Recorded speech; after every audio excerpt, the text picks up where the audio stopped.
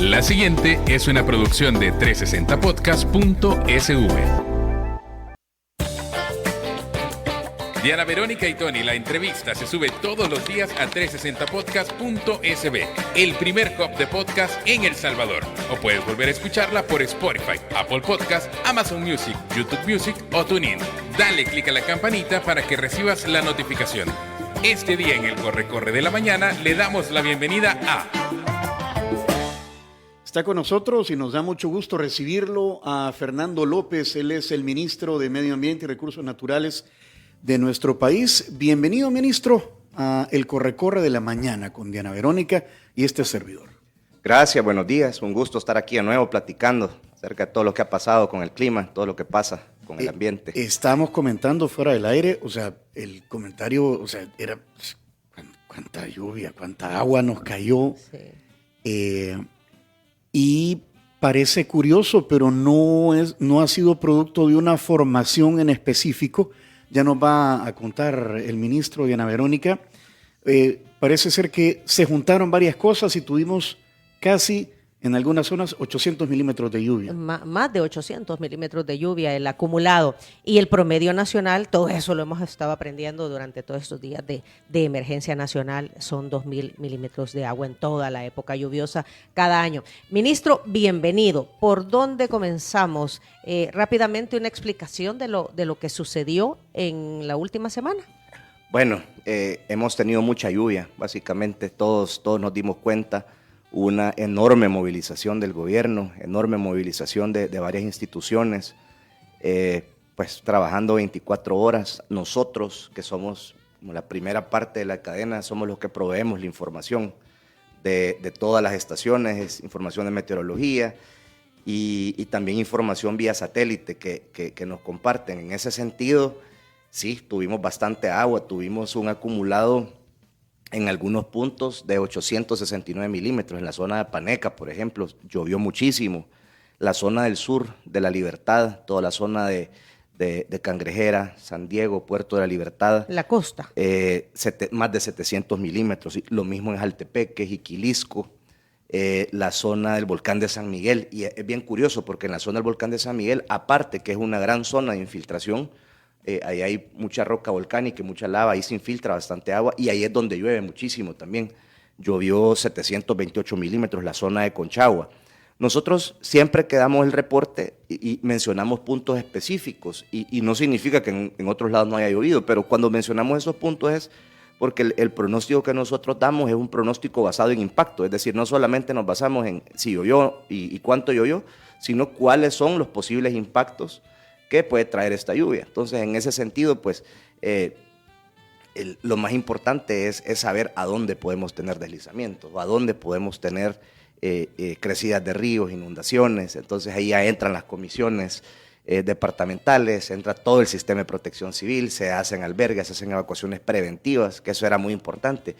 Y lo decíamos todos los días, pues, cuando estábamos en las conferencias de prensa, acatemos las disposiciones, evacuemos, porque muchas veces pues, puede ser que la gente por apego a sus pertenencias y con toda razón pues no quieran evacuar, pero aquí se está priorizando la vida. Entonces era un gran equipo de gente el que estuvo trabajando durante toda la emergencia. Gracias a Dios pues ya terminó. Sí terminamos con unos acumulados bastante considerables. Estábamos esperando que pasara un par de días para que ya no lloviera, pero hoy creo que vamos a publicar eso. Sí, es el mes de junio más lluvioso del que se tiene registro. No puedo decir de la historia, porque el registro que se tiene acá es hasta 1970, pero digamos que en 54 años sí ha sido el mes de junio más lluvioso. Así como el mes de mayo fue el mes de mayo más caluroso del que se tiene registro. O sea, tenemos contrastes, ministro. Sí, claro, y no sé si se acuerdan, hace 2 meses todas las quejas, ¿cuándo va a llover? ¿Cuándo va a llover? Está haciendo mucho calor, hubo temperatura récord, nosotros registramos temperaturas de hasta 40 grados en algunas zonas, Nueva Concepción, en la zona del Bajo Lempa también, Usulután, hubo zonas de 41 grados, en San Miguel también, San Luis de la Reina, temperaturas a las 2 de la tarde, por ejemplo, exageradas, pues muy, muy altas. Entonces, es parte de lo que nos toca estar informando, nos toca también estarle dando mantenimiento a todo este sistema de estaciones para poder tener toda esta información. Que es las estaciones que son las que avisan, en salvadoreño, ministro, son las que avisan hacia dónde vienen las lluvias. Sí, tenemos estaciones, bueno, los sistemas de alerta temprana se dividen en varias, digamos, etapas. La primera son los radares, hay radares meteorológicos, son radares que básicamente pues, escanean el cielo y leen la nube, y luego de eso pues también está la información del satélite GOES, un satélite de NASA que nosotros pues nos están mandando digamos, los datos en crudo, y aquí se procesa lo que se necesita. También se tienen estaciones telemétricas que miden ya la cantidad de lluvia, digamos, cuánta lluvia, cuánta humedad, la temperatura del lugar. Hay otras estaciones con vocación agrícola que están en zonas agrícolas también. Ahí ven también agua en el suelo, humedad, etcétera.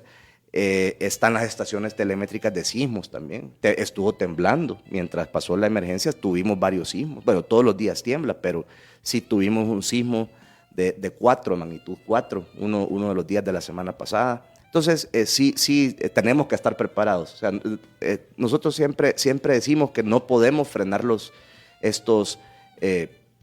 podemos parar una tormenta, pues son fenómenos de naturaleza. Uh-huh.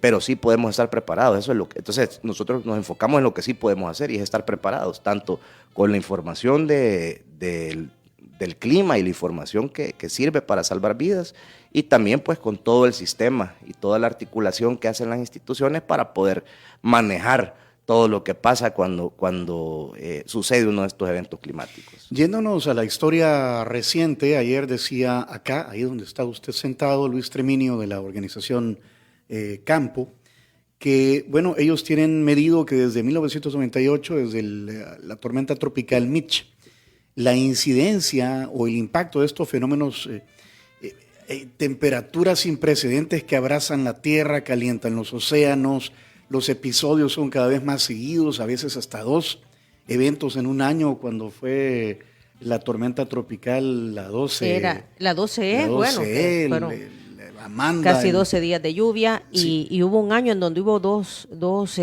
fenómenos, ministro, que si no mal recuerdo sí. Fue el 2020. Sí, le voy a hacer una pregunta que parece, no sé si es una obviedad, pero de repente pues hay gente que piensa que el cambio climático no existe, o sí existe el cambio climático. Bueno, ese ya es un tema filosófico que creo que se lo pasamos a nuestros amigos ambientalistas, porque el tema es que para saber si hay o no hay cambio climático tenemos que saber qué es el cambio climático, y la realidad del cambio climático no es la misma en todos los lugares del mundo. Entonces, cuando hablamos de cambio climático, nos acordamos de las películas de Al Gore, del ex vicepresidente de Estados Unidos. La verdad incómoda. Y nos acordamos todos estos escenarios apocalípticos de Hollywood y las grandes olas y realmente el oso polar, la famosa imagen del oso polar que está flotando en el iceberg. Y esa imagen es real. Nosotros vemos esas imágenes, están sucediendo muy al norte, pues, Polo Norte, pues. La realidad del cambio climático para nosotros es esta que estamos viendo, como la que vimos la semana pasada. Son eventos hidrometeorológicos que están sucediendo cada vez más frecuentemente y son cada vez más intensos. Entonces, a eso se le llama cambio climático. Eso es lo que se conoce como cambio climático. Entonces, al final yo creo que el debate de si existe o no existe, pues eso cada quien, lo que sí vemos es esto. Pues, al menos en nuestro universo. La realidad es esa, pues. La realidad es que sí tenemos tormentas, sí tenemos lluvias y sí tenemos impactos. Y ojo, los impactos no solamente en El Salvador. Vimos, por ejemplo, en Monterrey, por ejemplo, en México, una de las ciudades, la ciudad industrial por excelencia, una de las ciudades con más dinero en México. Tuvo problemas en Estados Unidos, hemos visto cómo hay huracanes, el huracán Katrina, por ejemplo. El año pasado en Italia, por ejemplo, tuvieron que suspender un evento súper importante deportivo, una carrera de Fórmula 1, fue suspendida por inundaciones. Es decir, no somos el único lugar del mundo que está afectado por este tipo de fenómenos. Entonces, por eso es que cada uno de los países está obligado a tomar acciones. Ahora bien, ¿qué es lo que se puede hacer? Y eso también pues, es bien importante cuando hablamos de emisiones, porque si hablamos de las emisiones, no podemos comparar las emisiones que que tiene El Salvador, que es un país de 20.000 kilómetros cuadrados, versus las emisiones que pueda tener otro lugar, pues que tal vez un solo estado, un solo departamento de ese país, una sola región es del tamaño de toda Centroamérica, pues. Y es altamente industrial, además, ¿verdad? Entonces, ahí es donde está ya es un tema más ético, pues ya es un tema de compromiso. Entonces ya si nos podemos ver por qué está sucediendo esto, si es por calentamiento global o si es por contaminación o si es... Entonces, por eso es que el debate de cambio climático no tiene fin incluso se utiliza mal en muchas ocasiones. Ahorita, por ejemplo, hay noticias que hay granjeros y agricultores en toda Europa que están protestando porque los están, regulando de una manera muy extrema por temas de cambio climático. Pero ellos se van a quedar sin poder subsistir, pues sin poder vivir de agricultura. Y al final es una movida política que está haciendo alguien, y eso en las noticias sale, para importar, para comprar la comida a otro país. Al final, yo creo que sí tenemos que ser bien consecuentes con lo que predicamos. Pues la verdad que esto ha sucedido siempre, va a seguir sucediendo. Entonces, por eso es que estamos obligados nosotros a estar preparados para este tipo de eventos. ¿Qué herramientas tenemos ahora que no existían antes en cuanto a la lectura de los fenómenos, entenderlos o prepararnos? Fíjate que esa es una muy buena pregunta, porque ahora que está muy de moda el tema de inteligencia artificial, hay modelos predictivos. Es decir, cada año, con cada tormenta o cada ciclo, digamos, de fenómeno del niño, fenómeno de la niña, los sistemas se van alimentando y son mucho más precisos para emitir este tipo de pronósticos o predicciones. El pronóstico es una evaluación, pues por eso es que no hay un pronóstico. Cuando se ven los modelos, y algunos meteorólogos en la televisión lo utilizan incluso, pues este es el modelo canadiense, este es el modelo americano, este es el modelo europeo, y así hay 1000 modelos, pues, o sea, todo el mundo tiene modelos. Pero todos estos modelos nos ayudan nosotros como a sacar un promedio de lo que ellos dicen. Se toma el modelo que nosotros tenemos con la información que nosotros estamos viendo en vivo, pues, y así se emite el pronóstico. Entonces, sí, ahora pues los radares son mucho más modernos, el procesamiento de la información es mucho más rápido, la comunicación entre naciones es mucho más rápida, la coordinación también entre equipos es mucho. Entonces, como que el manejo de la emergencia se vuelve más eficiente. No estoy diciendo que sea más fácil, pero se vuelve, hay herramientas para hacerlo. Entonces, hay herramientas, hay información, y entiendo, ministro, por lo que he leído, que también ha habido mucho esfuerzo en capacitación, porque ahora se tiene también este Centro de Monitoreo de Amenazas en el Ministerio de Medio Ambiente y Recursos Naturales, que está trabajando 24/7 precisamente para el análisis de toda esta información que se tiene a través de todos estos recursos que se han implementado. Es un equipo bien grande de gente, es un equipo que hay geólogos, meteorólogos, hay una gran cantidad de gente detrás de todos los sistemas. Cuando nosotros tenemos el centro de monitoreo, pues el centro de monitoreo son todas las pantallas que son espectaculares, pero las pantallas no sirven de nada si no hay buena información con que alimentarlas y profesionales que procesen toda esa información. Entonces, también es parte del trabajo, el trabajo nuestro como voceros o como comunicadores del trabajo que hace el gobierno, porque también el trabajo es precisamente comunicar esa información de la manera más simple que se pueda. Pues yo te digo, por ejemplo, vamos a tener una vaguada y nos va a estar ocasionando precipitaciones con influencia directa en la zona de convergencia intertropical. Me va a preguntar, ¿y va a llover o no va a llover? Entonces, por eso es que el pronóstico se emite. Va a llover a tal hora, de tal hora a tal hora, en la tarde. Incluso se han sacado ya publicidad o artes que diga, por favor, saque su sombrilla. Es decir, el pronóstico, digamos, que se emite de una manera que todos lo podamos entender, pues, que sea más fácil, que sea útil, pues, el pronóstico. Entonces, de eso se trata, pues, de balancear toda la información técnica y de pues, lograr comunicarla, pues. Como decía el ministro, en mayo decíamos, ¿y cuándo va a llover? ¿Verdad? Y cuando llovió. Y cuando llovió, y cuando la pregunta de ¿cuándo todos va a parar esta lluvia, ¿cuándo va a parar? Ahora, usted mencionó algo que también lo escuchamos mucho, ministro, el hecho de que ahora llueve en menos tiempo o tienen lluvias de menos duración pero mucho más intensas, que no es lo que acabamos de vivir, porque lo que acabamos de vivir es que llovió, creo que fueron 8 días seguidos, en donde había una lluvia intermitente y de repente habían lluvias muy intensas. Lluvias muy intensas y prolongadas, pues. O sea, nosotros tenemos manejamos esos dos datos siempre, la intensidad y la duración de la lluvia. Entonces, a veces puede haber una lluvia intensa, pero la tormenta, vaya, por ejemplo, las tormentas que pasan en las tardes pueden durar 10, 15 minutos, intensa, fuerte, 3 milímetros por minuto, pero se quitan 15 minutos. Aquí teníamos lluvias de 1 milímetro por minuto o medio milímetro por minuto, pero duraban 16 horas. Entonces, la cantidad de agua es muchísimo más grande, pues. Entonces, por eso es que se sacan todos esos datos, porque es necesario conocer.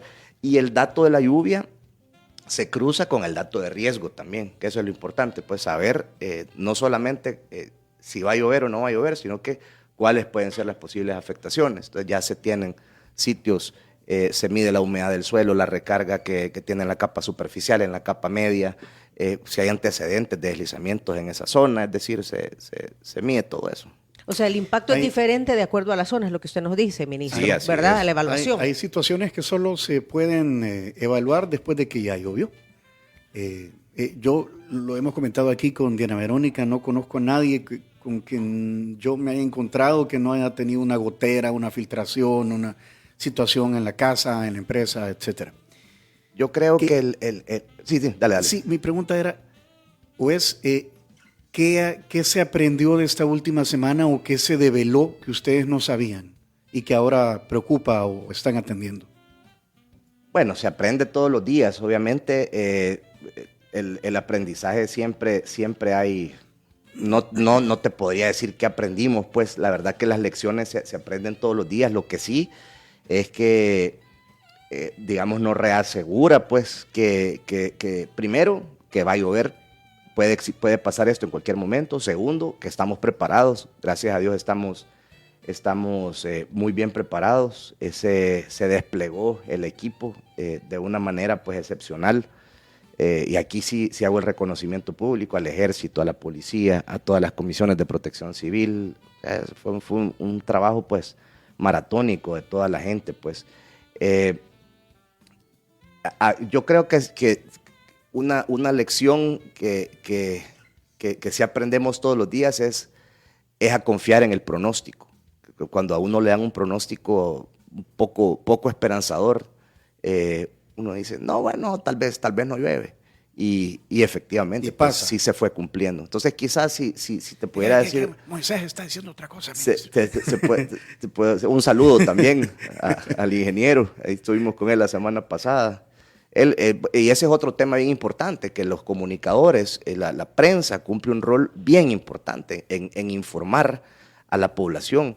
Y sí se dieron varios casos de mala información o de desinformación. Ponían imágenes de hace años de los chorros y mandaban la foto en vivo de los chorros. No, aquí está fluyendo, está normal. No, Entonces, obviamente no son todos los medios, pues, pero sí hay un par de medios que con mala intención, y al final, pues, eso no trae nada bueno, pues. Entonces también ese es otro aprendizaje, que hay gente muy mala. No te podría decir de otra manera. Pero sí, a confiar en el pronóstico. Creo que estamos preparados, pues. A veces cuando a nosotros nos dijeron, pues, el primer día, y yo lo dije, de hecho, en la primera conferencia, va a llover toda la semana. Todo el mundo me dijo, no te puedo creer. Sí, va a llover toda la semana. ¿Y por qué? A explicar por qué pasa esto, va a parar el Día del Padre, va a parar un poquito, luego va a seguir. No, pero ¿cómo va a parar? Va a seguir? Es que así está, porque así está el mapa, así está el modelo, así nos dice la NOAA, así nos dice el Centro de Huracanes, así nos dice el radar local, así nos dice todo, y esto es lo que va a pasar. Entonces, y efectivamente, pues, desgraciadamente se cumplió y tuvimos esta gran cantidad de lluvia. Y usted dice desgraciadamente se cumplió, ministro, porque hay que entender que son pronósticos. Esa es otra palabra también que debemos de usar con mucha responsabilidad, porque un pronóstico es que posiblemente ocurra, pero la certeza se tiene hasta, ¿qué? ¿Cuántas horas antes, ministro? Bueno, sí tenemos, la verdad que es un porcentaje bien bajo de un margen de error que tienen. Los pronósticos son bastante certeros. Ya hemos tenido casos en que nos llaman, necesito que me digan si va a llover en la 27 calle Poniente. No, entonces no tenemos tampoco la precisión para decir, no, va a llover en la 25, pero no va a llover en la 27. O sea, no se puede, pues. Quisiéramos ese nivel de detalle, ministro. Sí, va a llover, va a llover en mi casa enfrente. Mucho con demasiado. Ese nivel de precisión, pues, no se tiene, pero sí se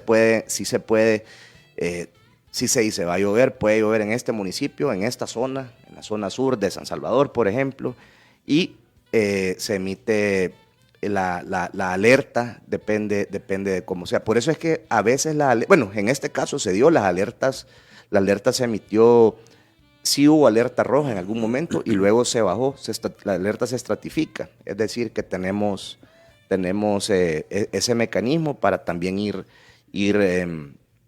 organizándonos, ¿verdad? Ir organizando el tema de las clases, fue un tema bien importante, pues.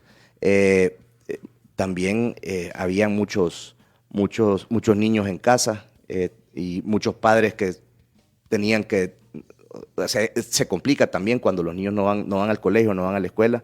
Entonces se evaluó si era factible que fueran a las escuelas, tanto el sistema público como el sistema privado, y son varias decisiones que se tienen que tomar en base a la información que se tiene del pronóstico.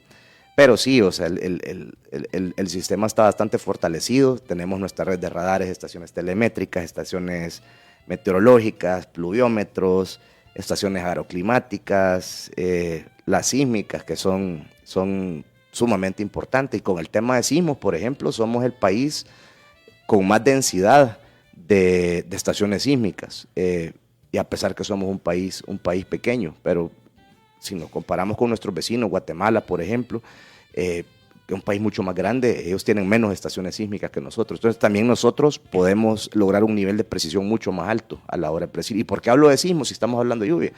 Porque una lluvia, un sismo puede activar un deslizamiento, puede activar porque la tierra está... Porque la tierra está húmeda y está propensa a deslizarse. Es la peor combinación.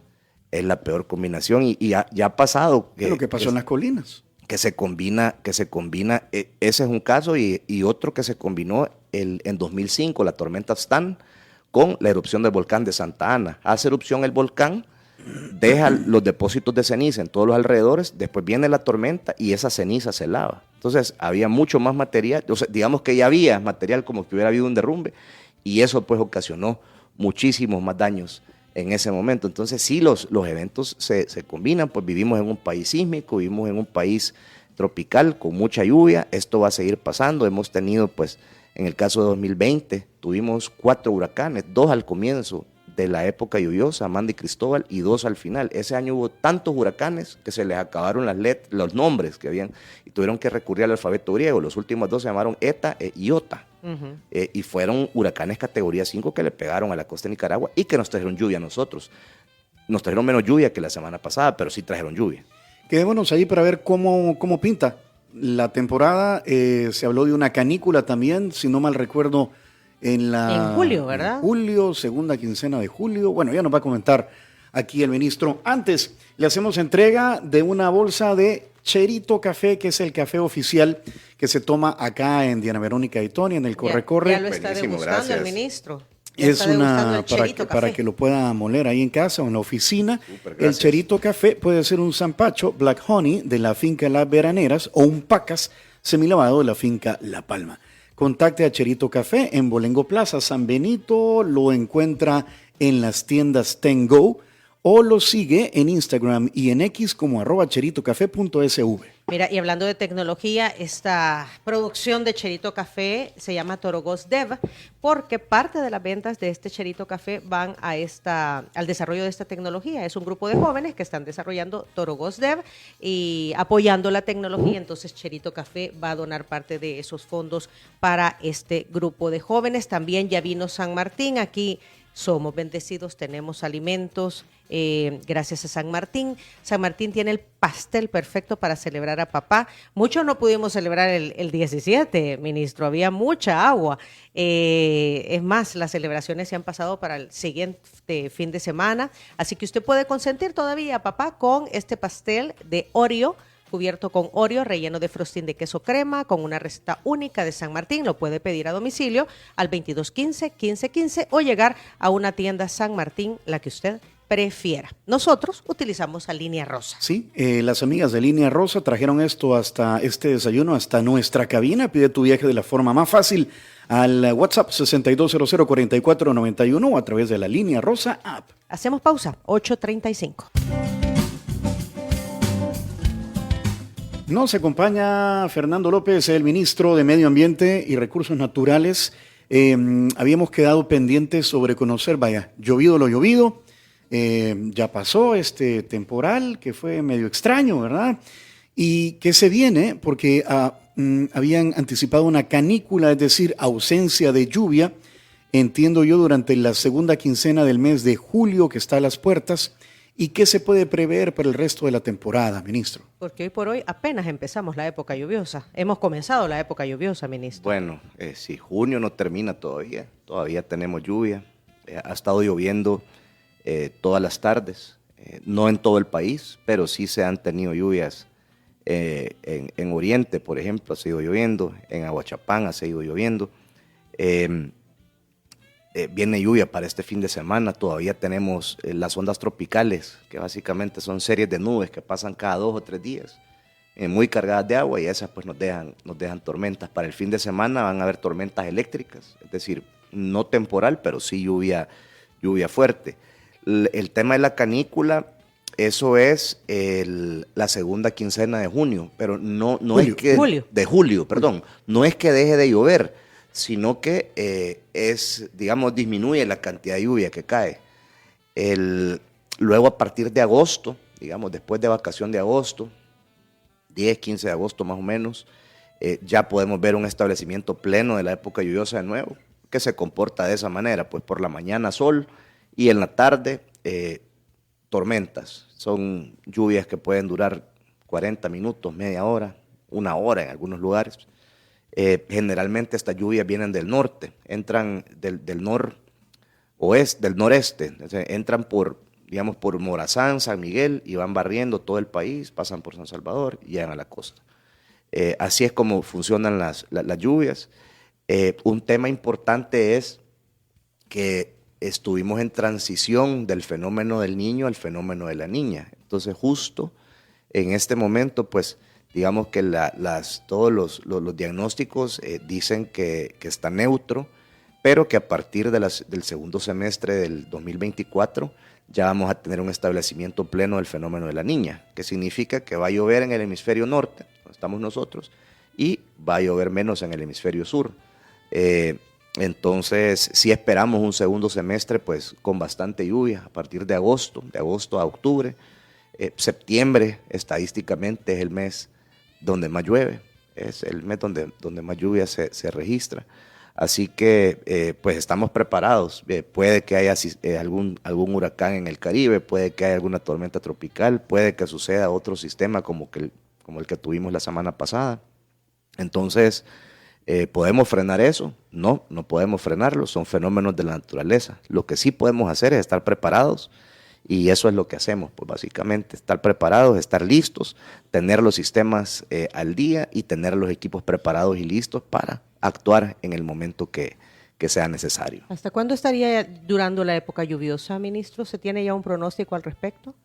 Noviembre, aproximadamente segunda quincena de noviembre. Mediados de noviembre podríamos ir viendo. Ese pronóstico ya se emite quizás ya como en septiembre, octubre, ya se puede ir teniendo todo esto, ya se van configurando los vientos al norte de toda la región, vienen los famosos vientos nortes, entonces hay paso de aves migratorias también, entonces todos esos son como parámetros para decir que ya la época seca pues se avecina, pero mientras tanto pues para eso falta, todavía tenemos lluvia, todavía vamos a tener muchísima información que brindar, pues entonces para eso estamos preparados y estamos listos para afrontar cualquier fenómeno natural. Ministro, estas tormentas nos dejaron una imagen que tiene que ver también con el cuidado al medio ambiente. Es esta imagen de la playa de Acajutla llena de basura, de plástico, de residuos humanos, ¿verdad? En la parte de Metalío también, otras playas. Entendemos que han estado sacando toneladas y toneladas de desechos. Veía imágenes en la zona de la Costa del Sol. O sea, a donde salen los ríos, llevan basura, ministro. Y tiene que ver con la contaminación nuestra. Es un tema y nosotros siempre damos esa recomendación. El tema de la basura no tiene que ver con una institución o con una persona, es tarea de cada uno de nosotros. Entonces, cada quien tiene su rol. Por ejemplo, las alcaldías tienen el artículo 4 del Código Municipal, ellos son los encargados de la recolección y disposición final de los residuos, pero somos todos los ciudadanos los que no tenemos que tirar la basura en los ríos, en las calles. También se hizo un trabajo titánico de parte de varias instituciones, Ministerio de Obras Públicas, centros penales también, que estuvo apoyando con la recolección y la limpieza de todas estas playas. Pues, pero esto no debería suceder si no tiráramos la basura en lugares donde no debemos. Entonces creo que también es bien importante hacer conciencia de eso, pues. En las zonas urbanas obstaculizan los drenajes. Se hizo un trabajo, siempre en la época seca se realiza todas esas actividades de desasolvamiento, de quebradas, de limpieza de los drenajes, porque la basura puede causar inundaciones, pues. Entonces sí es un tema que se está viendo y hacemos el llamado, pues no tiremos basura, no ensuciemos. El país más limpio no va a ser el que más limpiemos, va a ser el que menos ensuciemos. Ahora con la nueva conformación político-territorial, menos municipios, hace un par de años se aprobó la Ley de Gestión Integral de Residuos y Fomento al Reciclaje. Y entiendo, la última noticia era que debía emanar un reglamento por parte del ministerio que usted preside. ¿Cómo va eso, ministro? Porque creo que si el esfuerzo ya se institucionaliza a nivel nacional desde las alcaldías, algo podemos ir avanzando. Sí, el reglamento está en aprobación, el reglamento pues está listo. Ya todos esos lineamientos ya se bajaron, ya se pasaron a todas las alcaldías. Al final, haya o no haya reglamento, pues la tarea es bien sencilla, no tirar basura. Las alcaldías tienen que hacerse responsables de la recolección, los sitios de disposición deben hacerse responsables del tratamiento de todos estos residuos. Yo creo que también, y ahorita que mencionaste el tema de la nueva conformación, eso va a ser bien importante y es parte de lo que se busca, pues, unir esfuerzos y no es lo mismo, pues, coordinar 262 municipalidades que solamente 44. Entonces, también el cambio, digamos, administrativo obedece a eso, ese es uno de los temas principales. Y creo que este año, pues, también vamos a ver más noticias y vamos a ver más cambios en ese sentido, así que los invito a que estemos pendientes, pues esperemos que en un par de meses, pues estoy seguro que van a haber ya noticias de ese tema, noticias bien importantes para ese tema. Bueno, desde Protección Civil se ha estado haciendo ese llamado, ministro, a no tirar la basura en la calle, así de fácil. Hemos visto las imágenes, no hay que irse a la playa, hemos visto las imágenes aquí en las ciudades de esas calles inundadas porque en las alcantarillas está el montón de basura. Incluso hay multas aprobadas por parte de las municipalidades, ministro. Desde Protección Civil me imagino que están ya viendo este tema de manera que, no sé, se comiencen a poner en realidad multas a las personas que tiran la basura en la calle. Veíamos la semana pasada fue el tema de Santa Tecla, en donde llegaban ministros. Sí. O sea, es que es irónico. Con la bolsa negra de basura, llena de basura, levanta la alcantarilla y la tiran allí. Pero ¿y qué podemos hacer en contra de eso? ¿Poner una multa? Sí, vamos a poner la multa. Pero va más allá de eso. ¿Por qué lo hacen? O sea, eso ya es algo que hay que apelar a la ética, al sentido común de las personas, pues. O sea, no podemos estar haciendo ese tipo de cosas.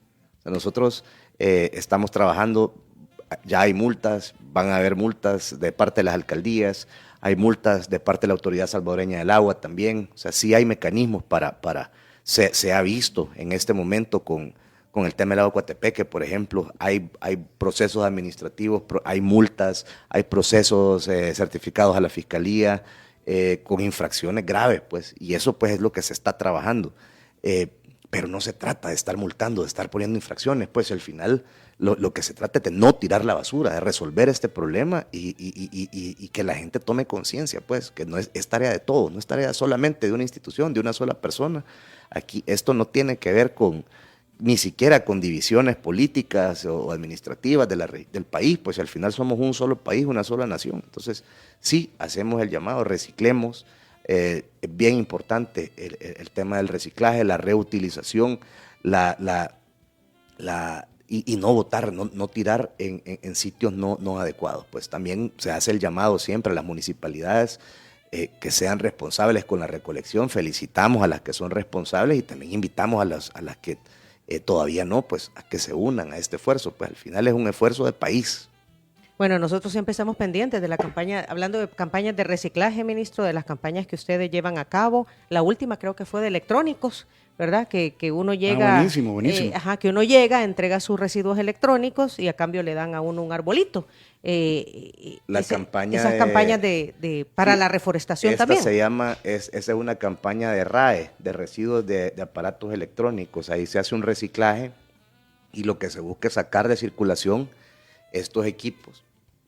Tienen muchos materiales, hay plástico, vidrio y hay metales pesados adentro también. Hay mercurio, por ejemplo, todos estos componentes. Entonces, lo que se busca es sacar de circulación todas estas cosas que al final irían a terminar un basurero, pues, y a cambio, pues sí se da un árbol. Entonces, eso es bien importante porque no solamente se está reciclando, sino que también pues estamos aportando para que la gente pueda sembrar ese árbol. Pues adicional a eso, pues tenemos el programa Árboles para El Salvador que hemos tenido desde el inicio de nuestra gestión, pues que se están sembrando árboles. Se ha sembrado 1 millón de árboles por año. Eso es más de 1.200.000, algo así, pero digamos, para redondear el número es 1 millón.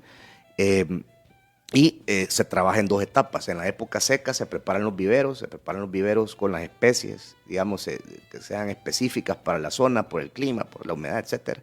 Y luego de eso, pues en la época lluviosa se establece el calendario de siembra de estos lugares. Se priorizan las zonas de recarga, se priorizan las zonas afectadas por incendios forestales también, que es un problema que se tiene el incendio forestal antes de la época lluviosa, generalmente cuando hay viento y está seco, pues se hace esto existen estos incendios. Entonces también se priorizan todas estas zonas, pues zonas de amortiguamiento.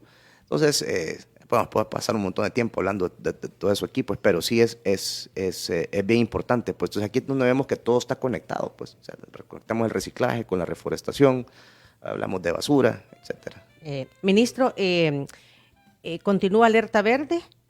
¿Van a continuar las conferencias de prensa que está emitiendo Protección Civil o hasta cuándo llegan, de manera de estar pendiente de la información que emane de ustedes para nosotros tomar las mejores decisiones? Por el momento nos mantenemos en Alerta Verde. Entendería yo que este día Protección Civil va a emitir un nuevo comunicado para levantar esa alerta. Ellos lo van a hacer.